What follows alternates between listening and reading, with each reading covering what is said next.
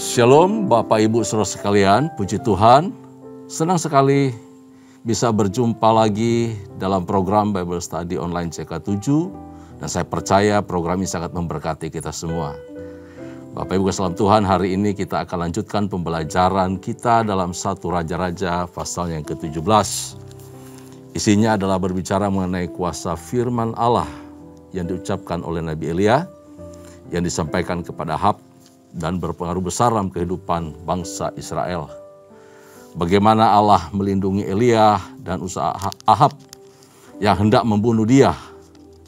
Dan di lain sisi, di negeri sumber kekejian, sumber kejahatan, sumber penyembahan berhala, ada seorang janda yang memperagakan ketaatan dan tindakan iman kepada Yahweh Allah Israel.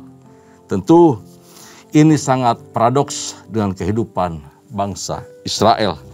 Nah, bagaimana kelanjutan kisah yang penuh dengan tindakan supranatural ini, penuh campur tangan ini, dan kebenaran-kebenaran apa saja yang dapat kita terapkan dalam hidup kita?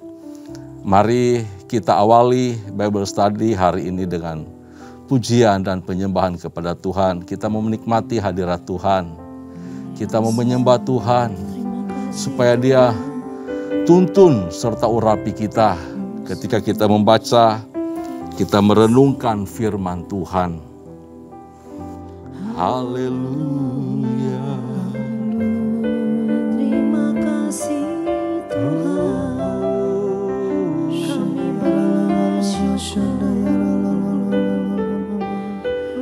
Sang Pemelihara semua, Allah yang menyertai dengan kuasa firman.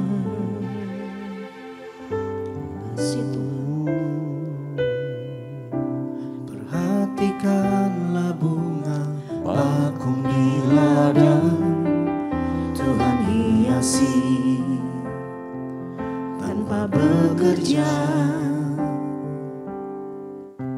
Apalagi kita orang percaya, Tuhan pelihara, Tuhan cukupkan. Perhatikan burung-burung di udara, Tuhan beri makan tanpa bekerja.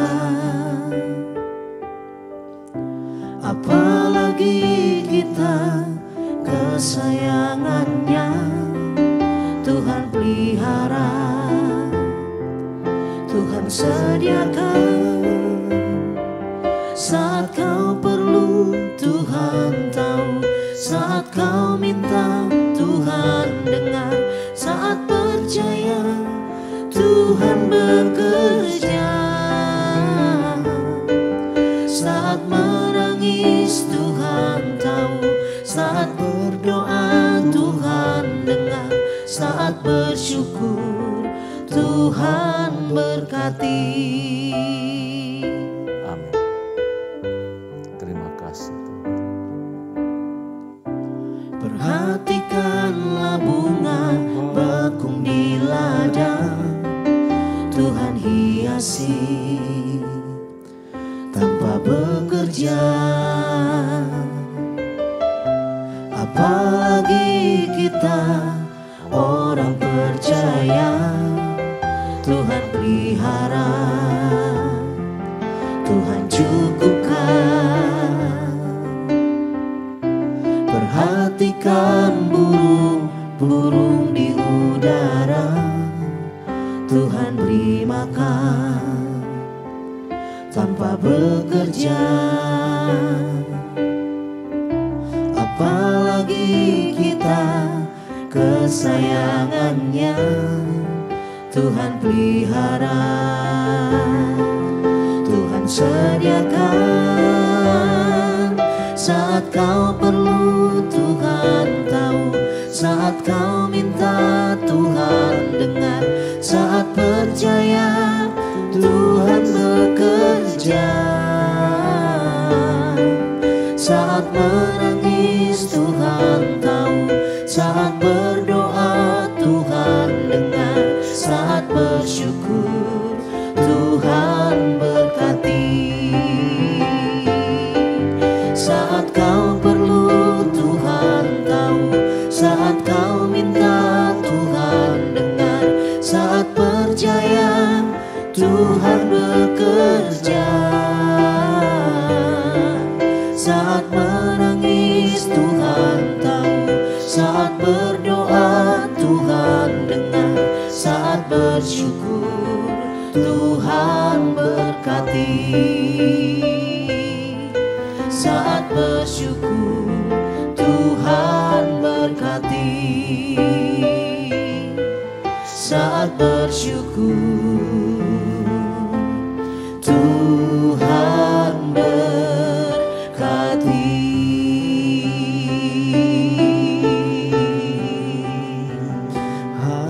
Kami bersyukur Tuhan, Setiap melimpah berkat kami bersyukur yang kau nyatakan dalam padamu Tuhan, karena kami anak percaya Tuhan yang menyediakan. yang mustahil bagimu.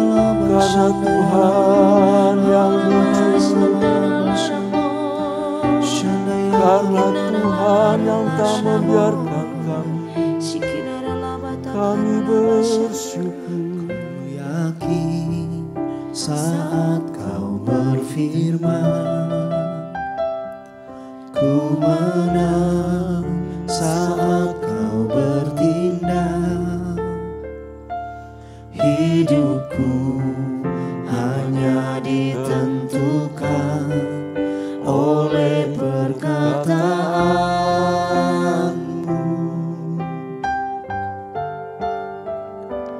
Ku aman karena kau menjaga, ku kuat karena kau menopang. Hidupku hanya ditentukan oleh kuasa-Mu.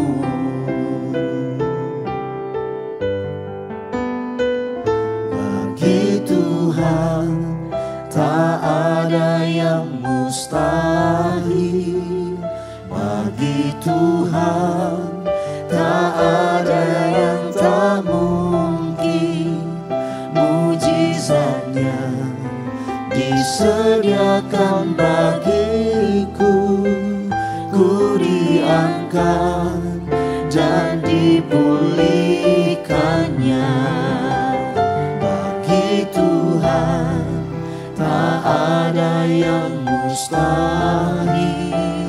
Bagi Tuhan tak ada yang tak mungkin. Mujizatnya disediakan bagiku, ku diangkat dan dipulihkannya.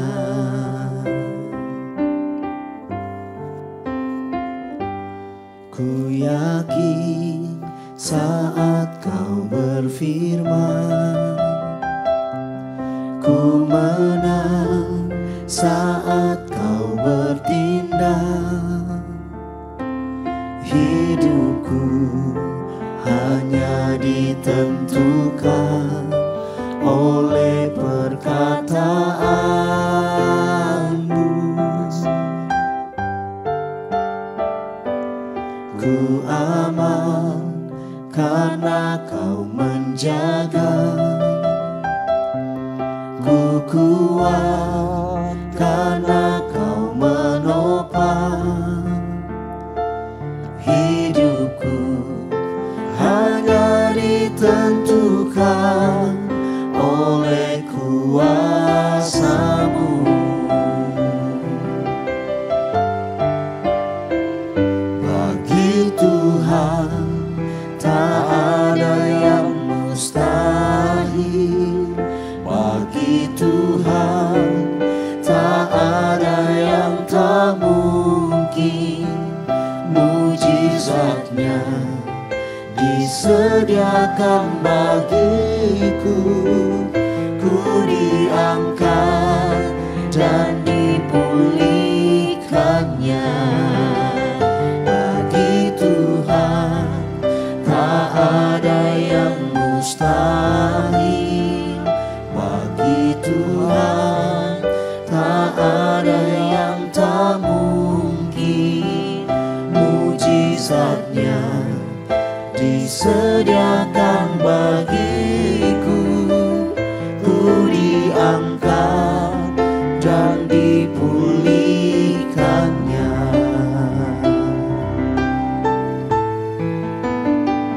Bagi Tuhan tak ada yang mustahil. Bagi Tuhan tak ada yang tak mungkin. Mujizatnya disediakan bagiku. Ku diangkat dan dipulihkannya. Bagi Tuhan tak ada yang mustahil. Bagi Tuhan tak ada yang tak mungkin. Mujizatnya disediakan bagiku. Ku diangkat dan dipulihkannya. Ku diangkat dan dipulihkannya. Ku diangkat dan dipulihkannya. Haleluya, haleluya, haleluya, haleluya. Inaya sandanaya ranabaya nabaya ranabaya nabaya ranabaya. Haleluya, haleluya, haleluya. Kami mengucap syukur ya Tuhan, dalam setiap langkah hidup kami selalu merasakan campur tangan Tuhan, pemeliharaan Tuhan, kasih sayang Tuhan yang terus bekerja dalam kehidupan kami. Engkau tak pernah meninggalkan kami, bahkan Engkau tidak pernah membiarkan kami kelaparan, kekurangan suatu apapun yang baik. Sebab Engkau gembala kami yang baik, Engkau yang selalu menyertai dan memelihara hidup kami. Mujizat-mujizat menyertai hidup kami ketika kami hidup di dalam Engkau, ketika kami bergantung penuh kepadamu, ketika firman-Mu ada di dalam mulut kami, di hati kami, di pikiran kami. Terpuji-pujilah nama-Mu ya Tuhan. Kami bersyukur, berkati kami semua yang menyaksikan, membaca, mendengar Bible Study Online CK7 ini. Ketika kami membaca firman-Mu, merenungkan bersama-sama, kami tahu firman-Mu bekerja dalam hidup kami dan memberkati kami semua. Demi nama Yesus, firman yang hidup, kami bersyukur, kami berdoa, haleluya. Amin, amin, haleluya. Puji Tuhan. Bapak Ibu kekasih dalam Tuhan, hari ini kita akan melanjutkan kembali Bible Study kita dengan perikop di 1 Raja-Raja pasal 17 ini mengenai Elia di tepi sungai Kerit. Elia di tepi sungai Kerit. Saya akan pandu Bapak Ibu kekasih dalam Tuhan, seluruh pendengar dan yang menyaksikan Bible Study ini, yang mengikuti channel ini. Kita akan membaca dari ayat pertama sampai ayatnya yang ke-6 lebih dahulu ya. Di dalam Alkitab saya, itu di halaman 386. Sekali lagi, 1 Raja-Raja pasal 17, Elia di tepi sungai Kerit, halaman 386. Demikian firman Tuhan. Lalu berkatalah Elia, orang Tisbe dari Tisbe Gilead, kepada Ahab, demi Tuhan yang hidup, Allah Israel yang kulayani, sesungguhnya tidak akan ada embun atau hujan pada tahun-tahun ini, kecuali kalau ku katakan. Kemudian datanglah firman Tuhan kepadanya, pergilah dari sini, berjalanlah ke timur dan bersembunyilah di tepi sungai Kerit di sebelah timur sungai Yordan. Engkau dapat minum dari sungai itu, dan burung-burung gagak telah kuperintahkan untuk memberi makan engkau di sana. Lalu ia pergi dan ia melakukan seperti firman Tuhan. Ia pergi dan diam di tepi sungai Kerit di sebelah timur sungai Yordan. Pada waktu pagi dan petang, burung-burung gagak membawa roti dan daging kepadanya, dan ia minum dari sungai itu. Sampai di ayat yang ke-6 dulu ya, kita akan bahas bagian ini. Bapak Ibu dalam Tuhan, diperkenalkan di sini nama nabi yang luar biasa, nama nabi besar dengan perbuatannya, dengan tindakannya. Di Alkitab ada beberapa nabi yang besar dengan tulisannya, tapi Elia terkenal dengan besar dengan perbuatan atau tindakan-tindakannya. Nah, nama Elia berarti My God is Yahweh. Allahku adalah Tuhan, Allah Israel ya. Nah, Elia di sini muncul di hadapan Ahab tanpa memperkenalkan diri. Tiba-tiba dikatakan, lalu berkatalah Elia. Jadi dia tidak memperkenalkan diri, dia mau sampaikan apa, dia nggak kasih salam hormat sama Ahab. Langsung saja dia bicara sesuai firman Tuhan yang ada di mulutnya, di pikiran, di hatinya. Yang telah Tuhan taruh tentu saja. Ya, yang telah Tuhan taruh.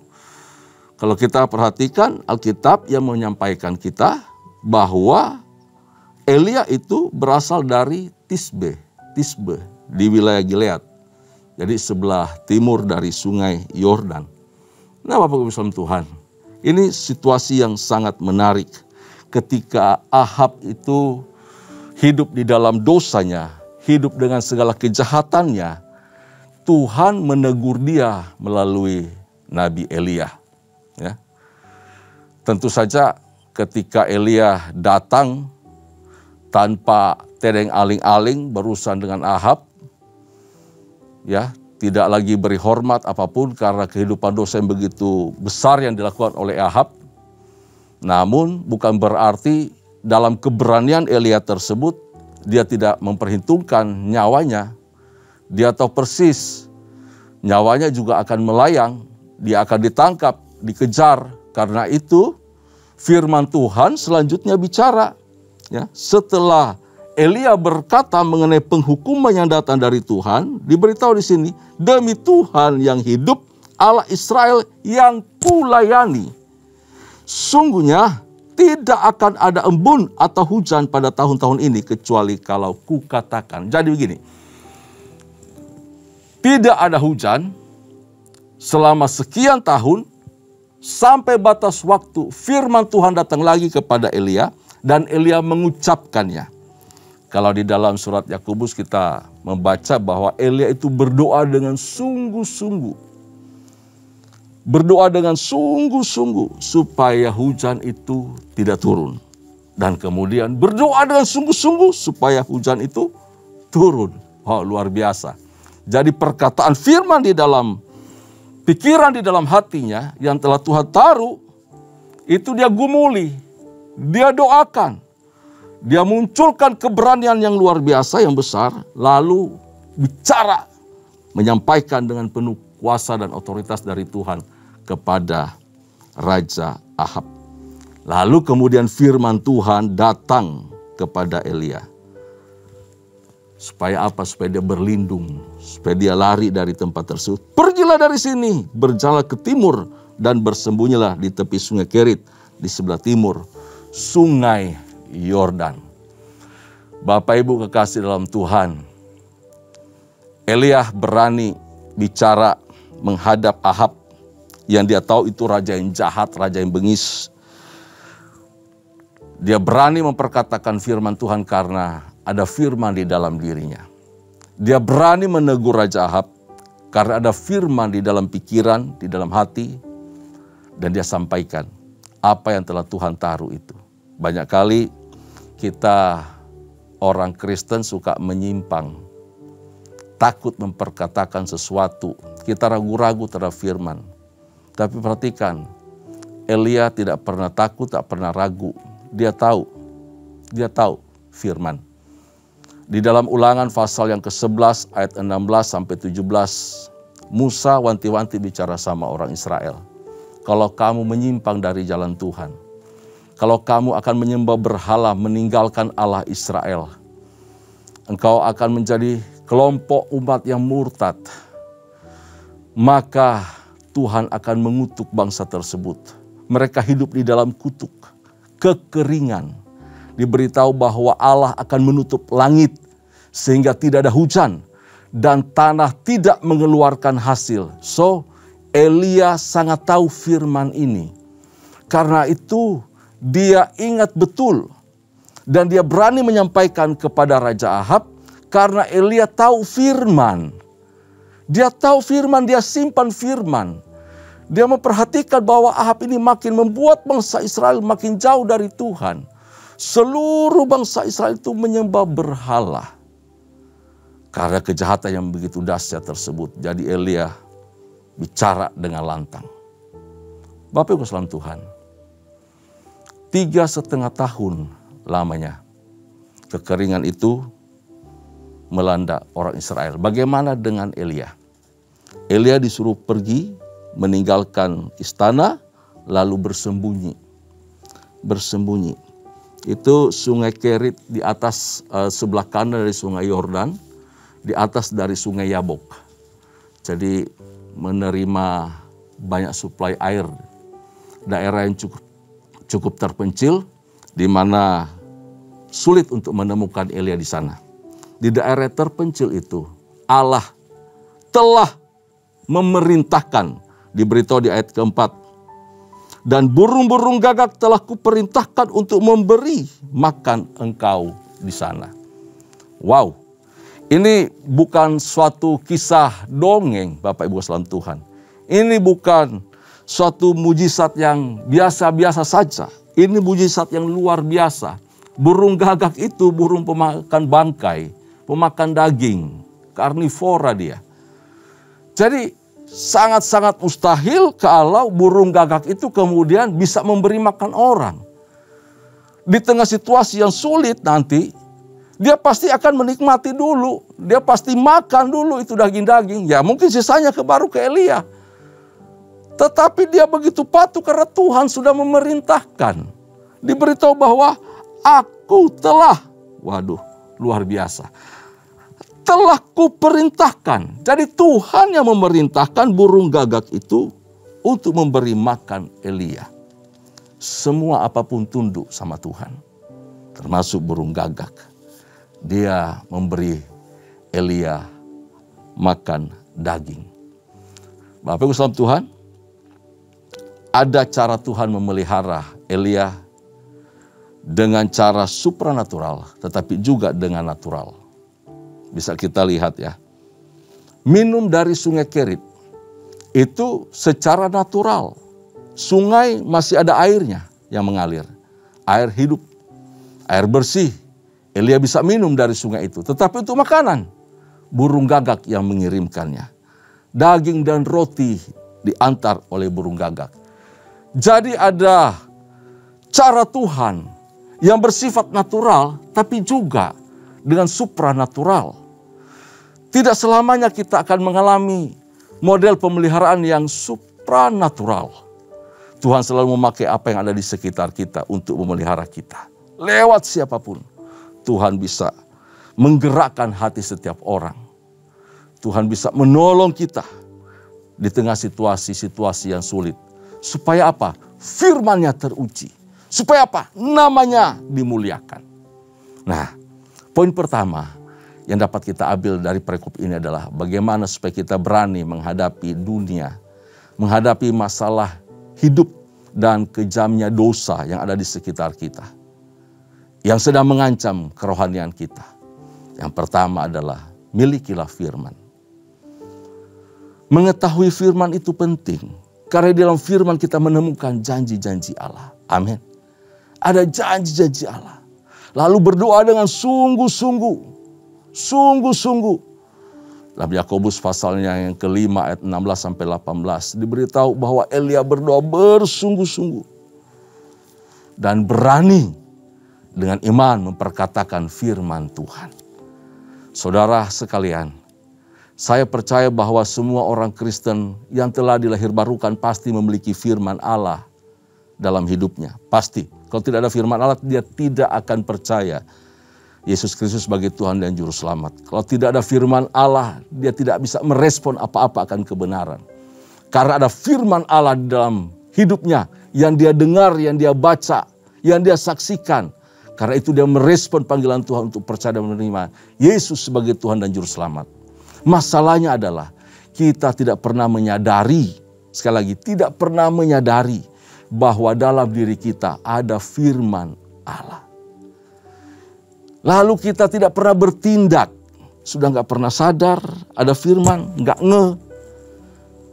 suka melupakan firman. Berikutnya kita tidak pernah bertindak atas firman.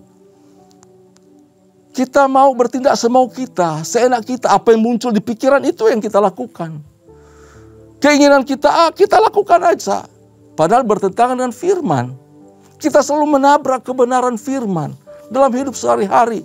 Disuruh mengampuni, kita nggak ngampuni. Disuruh sabar, kita nggak sabar. Dan banyak hal, contoh hidup lainnya. Di mana kita selalu bertentangan, bertabrakan dengan kebenaran firman. Akhirnya kita tidak mengalami kuasa ilahi dari benih yang tidak fana itu. Dari benih yang kekal itu. Dari benih yang bisa menghidupkan kita itu. Mungkin kita berdoa, tapi tidak berdasarkan firman. Sayang sekali Bapak Ibu dalam Tuhan. Atau kita sudah berdoa, kita rajin berdoa. Berdasarkan firman, kita kutip ayat, kita pakai ayat firman Tuhan. Kita ingat firman, lalu kita berdoa. Tetapi tidak dengan iman, tidak dengan kesungguhan hati. Kita tidak berani memperkatakan firman keluar dari hati kita dengan penuh kesungguhan bahwa Tuhan akan bekerja lewat doa kita itu. Karenanya itu, melalui kebenaran ini, fakta bagaimana Elia menyampaikan firman dengan berani dan itu terwujud terjadi apa yang diperkatakannya. Saya ajak kita, termasuk diri saya sendiri, mari mulai sekarang kita berdoa berdasarkan firman, sesuai firman. Dan memperkatakannya di hadapan Tuhan dengan penuh iman. Bapak Ibu dalam Tuhan, Elia memiliki firman dari Allah. Kita diberi Alkitab. Kita harus baca, kita renungkan. Dan puji Tuhan kita bisa mengikuti Bible Study seperti yang kita lakukan sekarang. Itu firman dari Allah. Kita harus punya, kita harus baca, kita harus merenungkannya. Dan kita harus dengan taat juga melakukannya, itu penting. Siapapun yang punya firman Bapak Ibu dalam Tuhan, firman yang datang daripada Allah, tidak pernah lebih lemah dari orang yang tidak memiliki firman dari Allah. Dia pasti orang kuat karena dia punya firman. Kita pasti semangat, kita pasti bergairah. Kita pasti punya daya tahan di dalam menghadapi pergumulan, tantangan, persoalan, ancaman apapun terhadap kerohanian kita. Mari sama-sama katakan dan saya, aku kuat. Aku kuat karena firman Allah tinggal di dalamku. Nah, ketika Elia melangkah dalam iman atas firman yang sudah dia terima, maka firman itu bekerja dengan nyata. Kemudian setelah dengan taat yang menyampaikan firman itu, Allah menyingkapkan langkah selanjutnya. Ayat yang kedua dikatakan, kemudian datanglah firman Tuhan kepadanya. Bapak Ibu dalam Tuhan, saya mau kasih tahu begini. Banyak kali kita ingin tahu apa keadaanku besok, bagaimana situasi lusa dan seterusnya. Kita ingin menyontek masa depan seperti apa nantinya. Setahun, 2 tahun, 5 tahun ke depan seperti apa. Kita minta sama Tuhan, Tuhan kasih aku, tunjukkan kepadaku beberapa tahun ke depan seperti apa situasi hidupku. Tuhan tidak bekerja seperti itu. Tuhan bekerja step by step, hari lepas hari. Dalam setiap pergumulan persoalan dia menyertai kita. Dia tidak berkata seminggu, setahun, sebulan ke depan. Tapi tidak, dia berkata hari lepas hari. Day by day, I with you. aku beserta dengan engkau. Aku menyertaimu, aku memberkatimu. Itu yang Elia rasakan, itu yang Elia alami. Saudaraku, mari kita baca selanjutnya, perikop berikutnya bagaimana Allah memelihara Elia. Setelah sungai Kerit itu kering, jadi ada waktunya memang. Tidak selamanya bentuk natural atau supranatural itu bekerja ya di satu tempat. Tetapi Allah menyediakan tempat yang lain. Ada kalanya satu pintu tertutup, tetapi percayalah pintu yang lain Tuhan bukakan bagi kita. Ini yang perlu kita percaya dan betul-betul sadari. Sehingga kita memperhatikan bahwa luar biasa cara Tuhan memelihara kehidupan orang-orang yang bersandar dan bergantung kepada Dia. Ayat 3 sampai yang ke-6 yang sudah kita baca tadi, bahwa Allah memelihara Elia dalam tuntunannya. Dalam tuntunannya. Setiap hari, setiap waktu. Diberitahu di sini, kalau air kan gampang diambil karena dia ada di tepi sungai Kerit. Tetapi burung gagak itu memberikan dia makanan baik pagi maupun petang. Orang hidup dalam tuntunan Allah selalu dipelihara oleh Tuhan. Karenanya itu, kalau kita berdoa, minta tuntunan Tuhan, minta dari waktu ke waktu. Penyertaan Tuhan dari waktu ke waktu. Jangan minta Tuhan tahun depan, bulan depan seperti apa. Coba lihat, Nuh dipimpin Tuhan dari waktu ke waktu. Abraham juga demikian. Kalau Abraham dituntun masuk ke daerah Kanaan, lalu beritahu nanti ya 10 tahun ke depan nanti ada kelaparan di sini. Abraham gak akan jalan.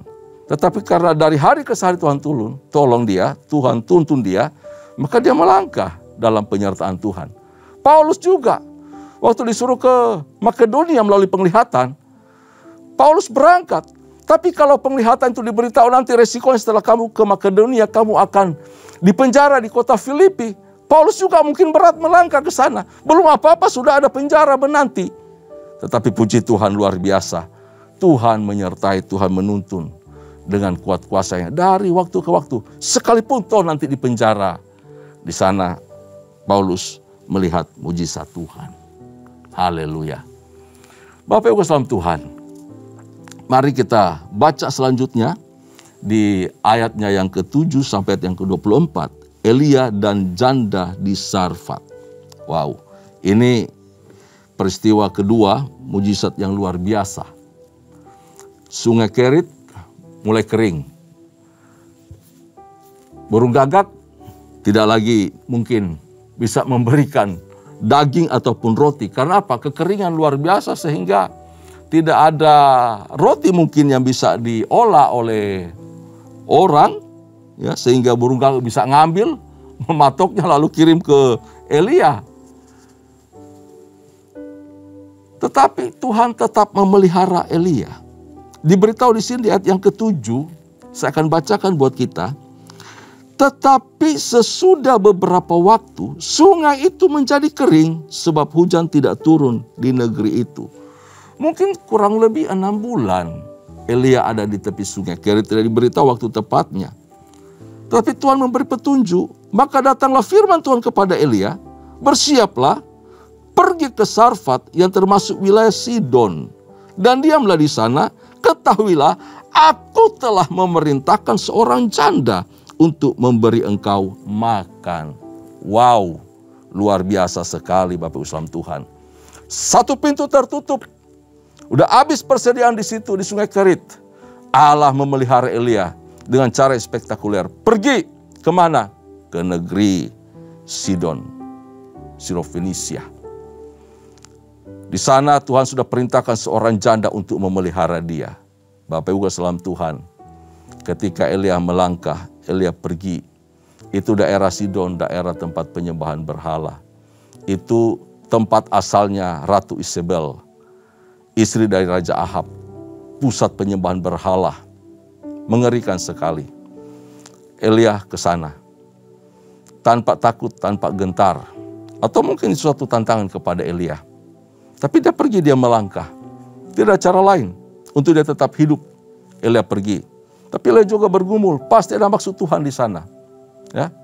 Elia tahu, waktu dia masuk ke Sidon, dia melihat ada seorang perempuan yang sedang memungut kayu bakar. Lalu dia menyapa, dia meminta untuk dibikinkan kue. Dia minta air, dia minta kue. Dan kalau kita perhatikan Bapak Ibu Salam Tuhan, apa yang disampaikan oleh Elia, dia meminta itu dengan cara mendesak. Belum melakukan sesuatu yang diminta pertama, dia langsung minta yang kedua. Coba di ayat yang ke-10. Cobalah ambil bagiku sedikit air dalam kendi. Minta air. Supaya aku minum. Ketika perempuan itu pergi mengambilnya, ia berseru lagi, cobalah ambil juga bagiku sepotong roti. Air belum diambil, sudah minta roti. Air bagi perempuan janda ini mungkin oke. Tanpa ada paksaan dia pergi ngambil. Karena mungkin wilayah Sidon belum terkena dampak yang besar dari kekeringan itu. Air bagi dia banyak. Tetapi tepung untuk membuat makanan, roti, persediaan makanan, dia sangat-sangat kekurangan. Terbatas sekali. Bahkan dijelaskan, aku kalau mau bikin, ini makanan yang terakhir untuk aku bikin. Untuk aku olah. Untukku, untuk anakku. Setelah makan kami akan mati. Betapa tidak punya apa-apa janda tersebut. Berarti daerah Sidon bergantung betul dengan perdagangan dengan Israel, dengan Samaria. Ketika Samaria kena dampak krisis yang begitu parah, Sidon juga kena. Untuk hal persediaan makanan, kebutuhan pokok. Bapak Ibu Salam Tuhan, tapi Elia mendesak. Dia mendesak. Elia tahu betul bahwa dengan cara ini Tuhan mau tunjukkan bagaimana dia memelihara engkau dan memelihara saya. Hebatnya Elia mengerti maksud Tuhan. Mujizat itu bukan untuk Elia yang kelak akan terjadi terhadap keluarga ini. Tetapi untuk memelihara janda itu supaya bisa melewati 3 tahun yang panjang dari dampak kekeringan. Bapak Ibu kekasih dalam Tuhan, memang betul ada ujian bagi Elia. Tetapi Tuhan juga melalui Elia menguji ketaatan dari janda tersebut. Elia percaya karena Tuhan yang telah menunjuk perempuan itu. Menyediakan si janda itu untuk bisa memelihara kehidupan atau kelangsungan hidup dari Elia. Bapak Ibu kekasih dalam Tuhan, daerah Sidon sekali lagi pusat dari penyembahan berhala. Bagi Tuhan memelihara di Sungai Kerit maupun di Sidon itu sama saja untuk memelihara Elia. Tuhan bisa melindungi. Walaupun tempat itu tempat mengerikan. Tak disangka-sangka Ahab tidak pernah memikirkan bahwa Elia akan lari dan tinggal selama 3 tahun di Sidon. Di daerah Sarfat tersebut. Karena apa? Wah, nggak mungkin lah Elia mau kabur ke sana. Ngapain dia? Mau cari mati. Tetapi perhatikan, di tempat yang paling berbahaya sekalipun, Tuhan sanggup memelihara Elia. Raja Daud berkata di lembah kekelaman, aku tidak takut bahaya, sebab engkau besertaku. Wah, keren. Bapak Ibu salam Tuhan, situasi sulit apa yang kita alami saat ini? Mari percaya, Tuhan sanggup memelihara kita. Perempuan janda Sarfat ini betul-betul diuji untuk mau tunduk, mau taat, mendahulukan hamba Tuhan, mendahulukan perintah Tuhan lebih daripada kebutuhannya. Dia memberi yang terbaik, apa yang paling berharga dalam dirinya saat itu. Coba kita usut ke belakang sebentar. Ketika Nabi Elia bertemu dengan perempuan janda itu, janda di Sarfat, dia tidak sedang melakukan perkara-perkara rohani loh. Dia tidak sedang kondisi berdoa, tidak. Dia tidak dalam kondisi memuji menyembah Tuhan, berlutut, Tuhan beri aku makan hari ini, beri aku minum, Tuhan buat mujizat cukupkan kebutuhanku, tidak.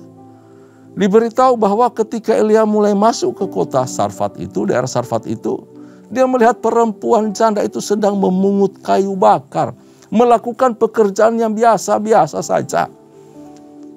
Bukan perkara-perkara rohani yang dilakukannya. Tapi perhatikan, Tuhan pun sanggup memakai orang seperti itu. Apalagi kita yang selalu melayani Tuhan. Bapak Ibu saudara Tuhan, ini tindakan yang luar biasa.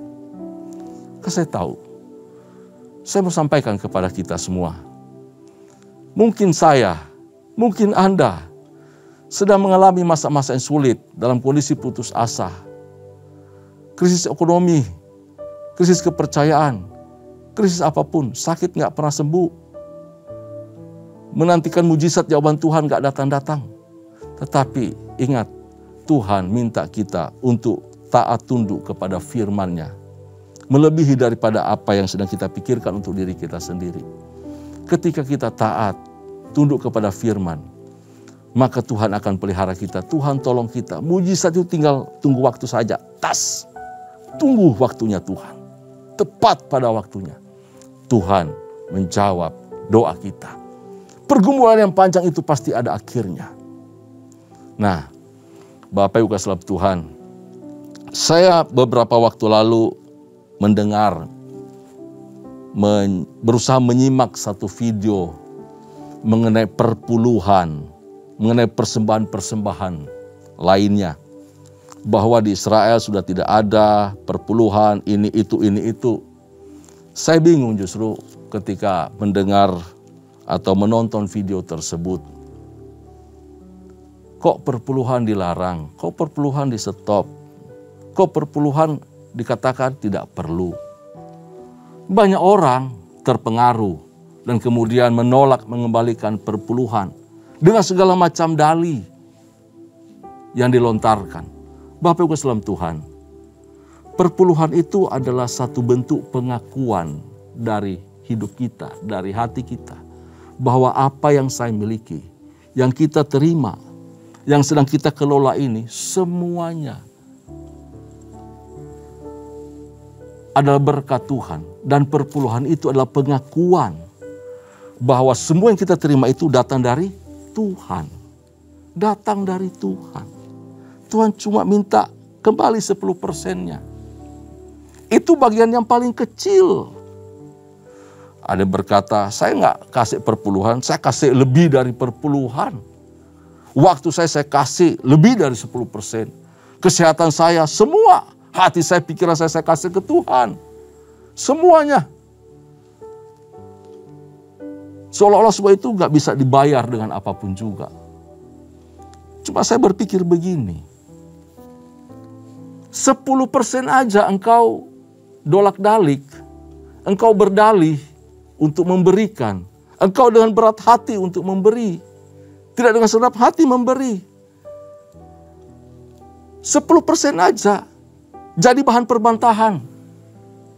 Gimana yang lain? Omong kosong saya kira. Orang berkata bahwa saya memberi lebih.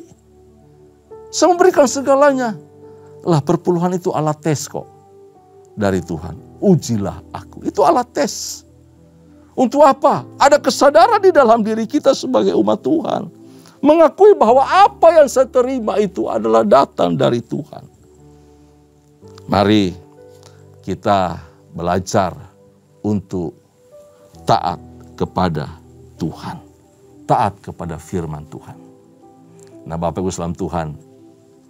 Jadi pelajaran apa yang kita peroleh dari pasal 17 yang baru saja kita baca dan kita renungkan di sini. Ketika janda tersebut, janda miskin ini, tunduk taat kepada firman Tuhan. Dengar apa kata Elia.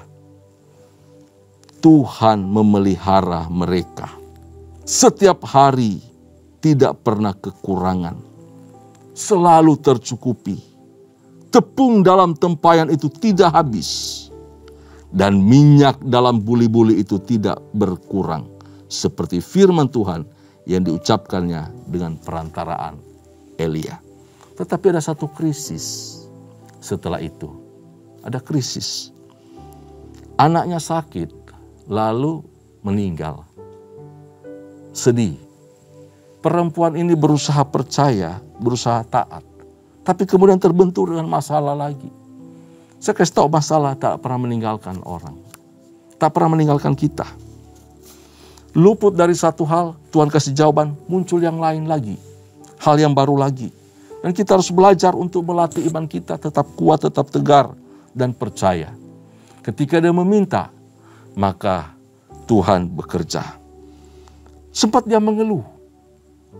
Ini bagaimana engkau datang? Kau membawa petaka buatku. Anakku sekarang mati. Maksudnya apa ini? Kira-kira begitu. Tapi Elia datang, dia berseru kepada Tuhan. Dia bawa anak itu. Lalu kemudian dia doakan dengan cara mengunjurkan badannya ke atas anak itu. Dia minta kepada Tuhan untuk pulangkan. Ya Tuhan Allahku, pulangkanlah kiranya nyawa anak ini ke dalam tubuhnya. Tuhan mendengarkan doa Elia. Dan anak itu bangkit kembali. Nyawanya bangkit kembali dalam tubuhnya. Lalu diserahkan kepada ibunya. Dan ibunya bersuka cita, bergembira karena perbuatan Tuhan. Perkara supranatural terjadi dalam kehidupan setiap orang percaya. Disebabkan kenapa?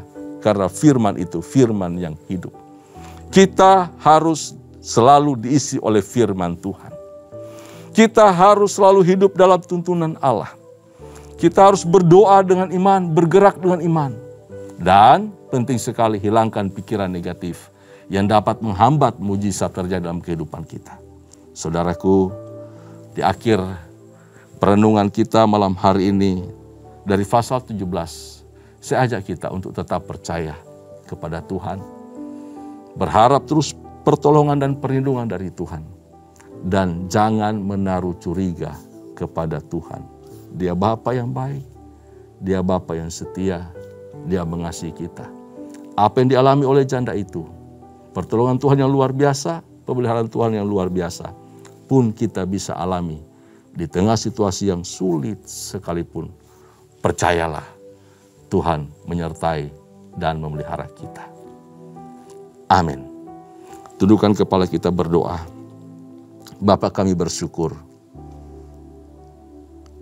Engkau berbicara bagi kami begitu kuat akan kuasa firman-Mu.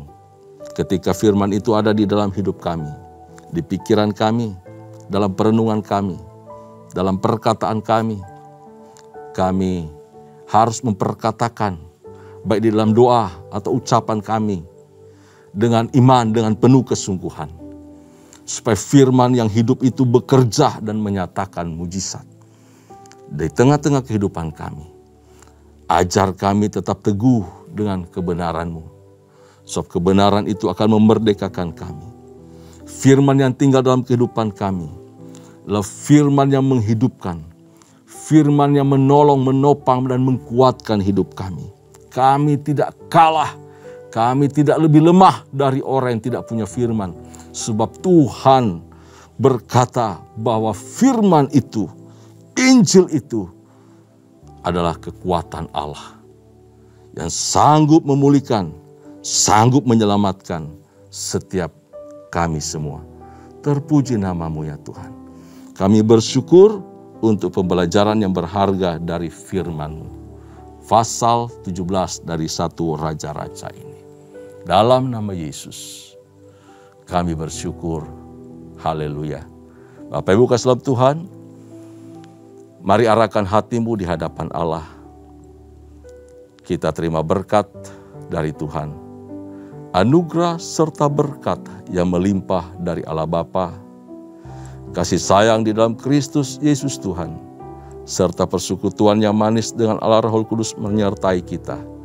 Mulai hari ini, sampai parusia Tuhan datang pada kali yang kedua, bahkan sampai selama-lamanya. Setiap kita yang percaya diberkati Tuhan, sama-sama katakan, amin. Shalom, Tuhan Yesus memberkati.